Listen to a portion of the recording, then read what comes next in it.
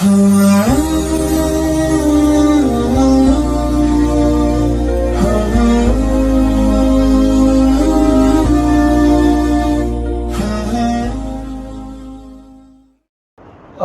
بالله من الشيطان الرجيم بسم الله الرحمن الرحيم يا أيها النبي جاهد الكفار والمنافقين واغلظ عليهم ومأواهم جهنم وبئس المصير يحلفون بالله ما قالوا ولقد قالوا كلمة الكفر وكفروا بعد إسلامهم وهموا بما لم ينالوا وما نقموا إلا أن أغناهم الله ورسوله من فضله فإن يتوبوا يك خيرا لهم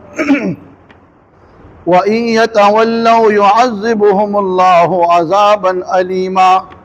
في الدنيا والآخرة وما لهم في الأرض من ولي ولا نصير سبحانك لا علم لنا إلا ما علمتنا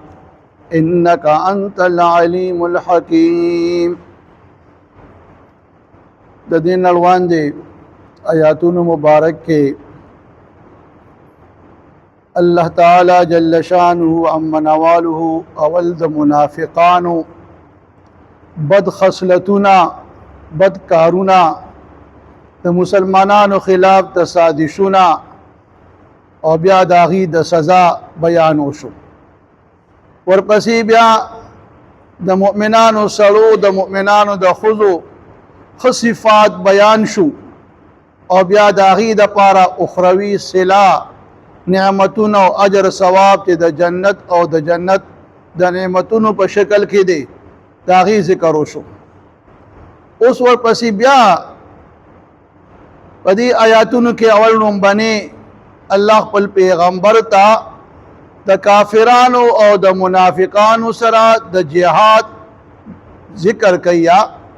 چې یا ایها النبی جاهد الکفار، اے نبی جهاد کوا د کفارو سره. د کفارو سره جهاد خو ښکاره خبره ده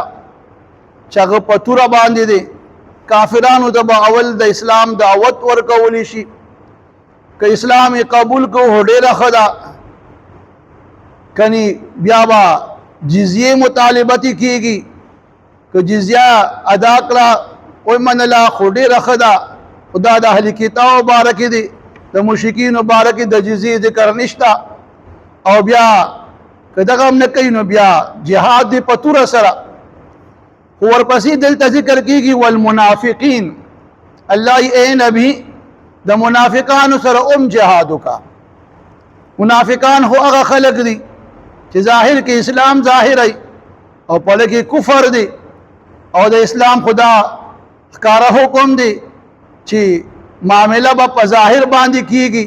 چې ظاهر د چا څنګه وي پاغي باندې به حکم کیږي او د باطن معامله به الله ته حواله کیږي. دلته الله خپل پیغمبر ته وی چې ته دی منافقانو سره جهاد وکا. نو د دې متعلق بیا علما فرمای چې دلته د منافقانو سره جهاد نه مراد په جبه باندې دی، چې دی منافقانو ته د اسلام حقانیت په دلایل سره ښکارا کا، د دې شک او شبهات ختم کا او دوی چې کوم دی صحیح ایمان تراغب کا. او یا دوی باندې احکام شریعه چې کله داغي احکام شریعه بارک دوی نافرمانی کوي نو داغي هغه کم حدونه دي یا کم حکم دي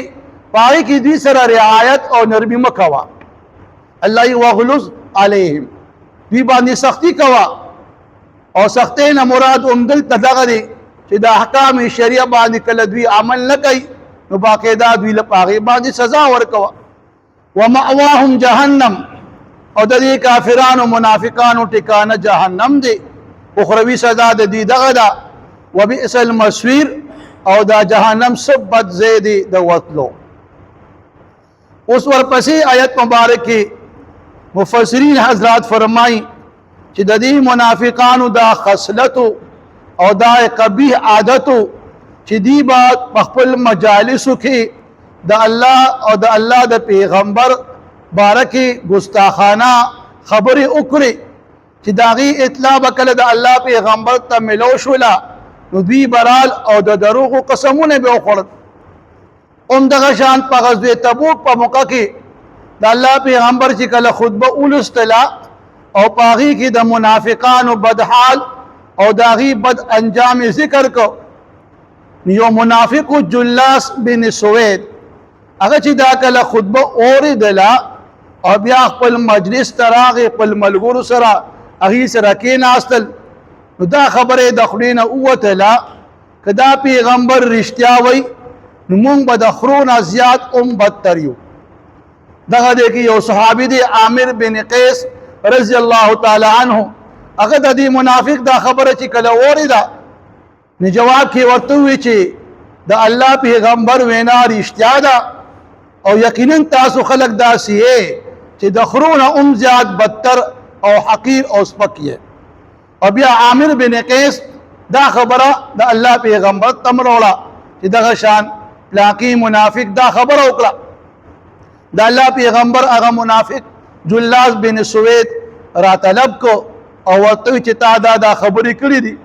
هغه د خپل خبرنا منکر شو او دی چې د عامر بن قیس ما باندې د دروغ تهمت لګی. د الله پیغمبر دې دوارو ته حکم وکړو چې تاسو منبر سره خوا کې ودرېږئ او قسمونه وخورئ. نو دغه منافق جلاس بن سوید خو په زړور رسک چې کوم دی قسمونه وخوړل چې دا عامر بن قیس دروغ وایي او ما دا خبره نه ده کړې، د الله په نوم باندې قسم وخوړ. عامر بن قیس چې کله دغه لمبر راغی هغه قسم وخوړو چې را دی منافق دی جلاس بن سوید دا خبره کړې ده او زه په دې خپل خبره کې رښتینی ما. او بیا چې کوم دی لاس پورته کړ او دعا یې وغوښتله چې الله د دې معاملې حقیقت خپل پیغمبر ته د وحی په ذریعه باندې ښکارا کړي. په دا دعا یې وغوښتله او د الله پیغمبر صحابه کرام په هغې باندې امین ولستو. لا ټیم تیر نو دغه منافق هم په دغه کې ناستو لا چې دا آیاتونه رااله چې یحلفون بالله ما قالوا ولقد قالوا کلمة الكفر وكفروا بعد اسلامهم، چې دا آیاتونه راال چې دا منافقان قسمونه خوري د الله په نوم باندې چې موږ دا ندی ویلي. الله ولقد قالوا په تحقیق سره دی ویلي دي کلمة الكفر، کلمه د کفر، گویا د الله د پیغمبر په شان کې ګستاخانه الفاظ دا کفر دی. لکه گویا دوی د خپل خلینا کفریه کا خبرې استدي او وکفروا بعد اسلامهم، او دوی چې کوم ظاهر کې اسلام قبول کړی دی دا غینه پسم دوی کافران شو. وهم او دغه کې وهم بما لم ينالوا، دا منافقان چې د کوم خبرې اراده کوي نو هغه اراده کې دوی کامیابیږي نه الله وي. اوس دې کې وهم بما لم ينالوا کې مفسرین حضرات فرمای چې دې کې یو واقع ته اشاره ده چې په غزوه تبوک کې د الله پیغمبر چې کله واپس راته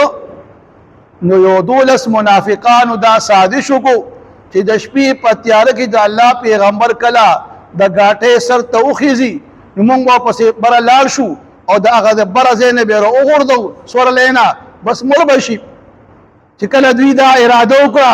او د الله پیغمبر پسې د شپې په تیاره کې تیز روانو، جبرئیل امین چې کم دي د دې منافقانو دا سازش خپل پیغمبر ته ښکارا کو. جبرئیل د الله پیغمبر حذیفه بن یمان رستو را روانو، د الله د پیغمبر سوالین رستو را روانو، هغه ته وی د خلکو دا سوالولا مخبل طرف ته ورکا او ایس غلوا.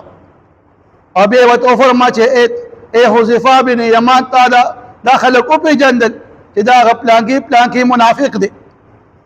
نو الله وهم بما لم ينالوا،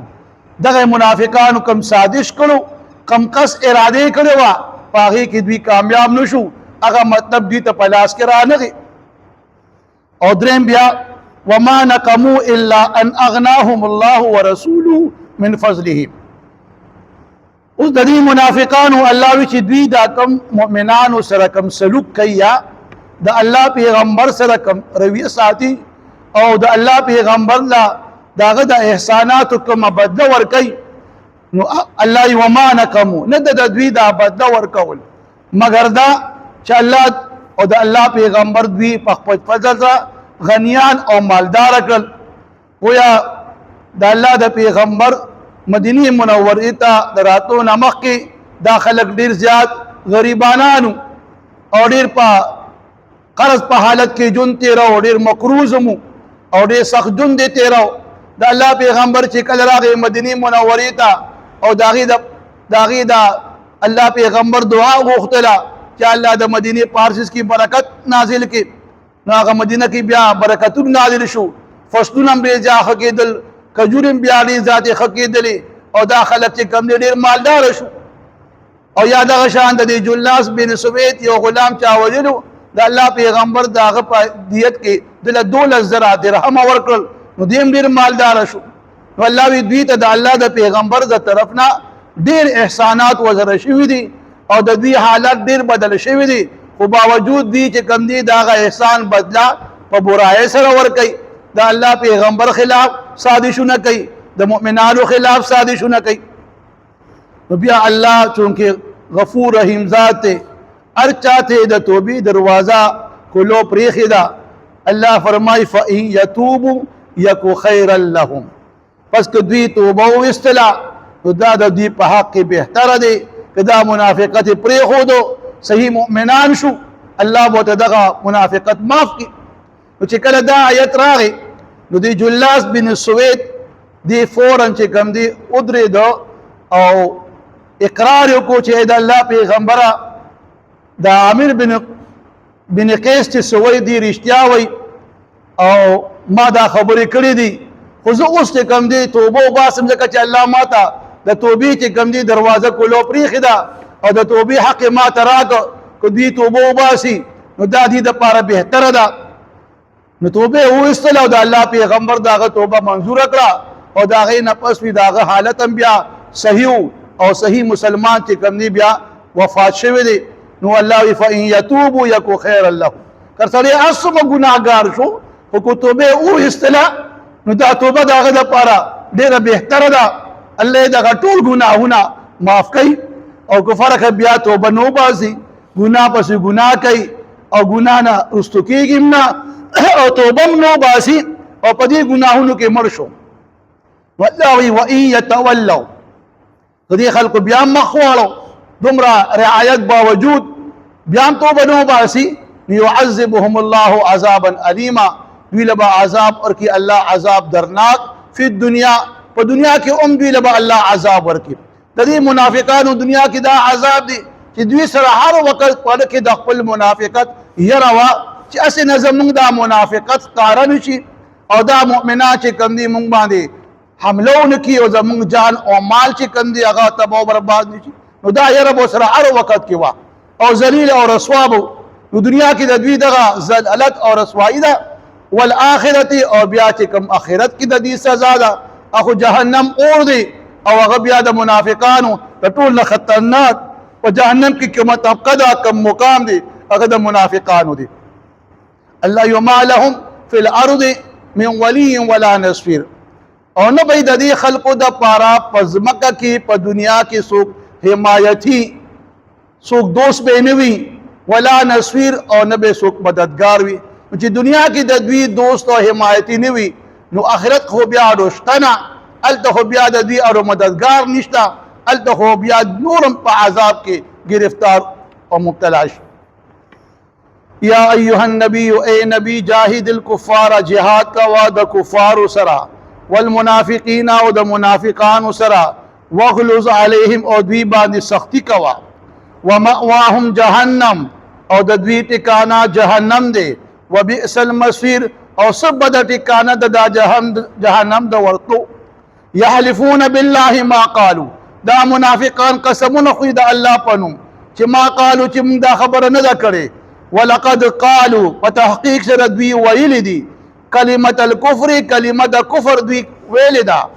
وکفروا او دوی کافران شوي دي بعد اسلامهم پس د خپل اسلام د ظاهري اسلام نه وهموا بما لم ينالوا او دوی چې د کم کار قصد او اراده کوي هغه اراده او هغه قصد کې دوی کامیابیږي نه د کم کار یا کم څه دوی اراده وکړه هغه دوی لبا حاصلېږي نه بوله په لاس راځي وما نقموا نه د دوی دا بدله اخیستل د مؤمنانو نه او د الله د پیغمبر نه مگر د دې خبرې بدله علي چې الا ان اغناهم الله ورسوله من فضله چې بشکا یقینا غنیان کړی دي دوی لره الله او د الله پیغمبر په خپل فضل سره الله په او د الله پیغمبر په احسانات کړی دي نو دا غ احسانات بدله دوی په برای کې ور کوي پکاخو چې دي شکریا ادا کی نو شکرې په دې باندې دوی چې کم دي داغي بدله بد ور کوي د الله پیغمبر ته تکلیفات رسي فإن يتوبوا پس کو دوی توبه واسا یکو خیر لهم دا توبه وسل د دې په حق کې وردا او بهتر ده وإن يتولوا او کوم خي والو توبه نو باسي يعذبهم الله عذابا الیما عذاب ورکړي دوی له الله عذاب درناک فی الدنیا په دنیا کې هم والآخرت او په آخرت کې هم وما لهم فی الارض او نو به د دوی د پاره پزمکه کې یعنی په دنیا کې من ولی سوک حمایتی سوک دوست ولا نصير او نه مددگار یا ایها النبی اے نبی جاهد الكفار جهاد کوا د کفار سره والمنافقین او د منافقان سره واغلظ علیهم او په دوی باندې سختی کوا ومأواهم جهنم او د دوی ټکانه جهنم دی وبئس المصير او سبد ټکانه د جهنم د ورتلو یحلفون بالله قسمون خریدا منافقان د الله پنوم چې ما قالو چې موږ دا خبره نه کړې او نم د ویلې ولقد قالوا الله په تحقیق سره دوی ویلي دي کلمه الكفر کلمه د کفر وکفروا او کافران شوي دي بعد اسلامهم پس د خپل ظاهري اسلامنا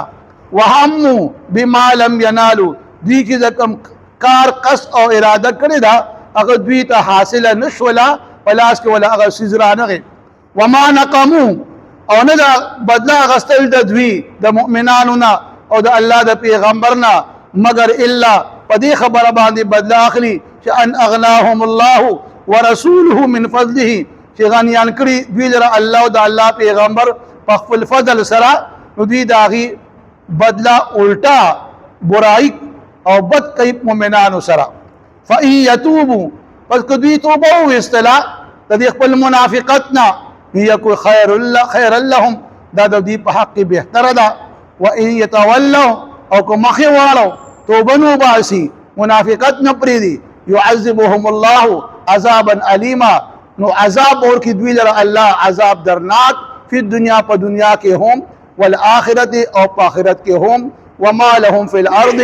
او نشته دوی د پاره پزمکه په دنیا کې من ولی سوک دوست حمایتی ولا نصير او نه مددگار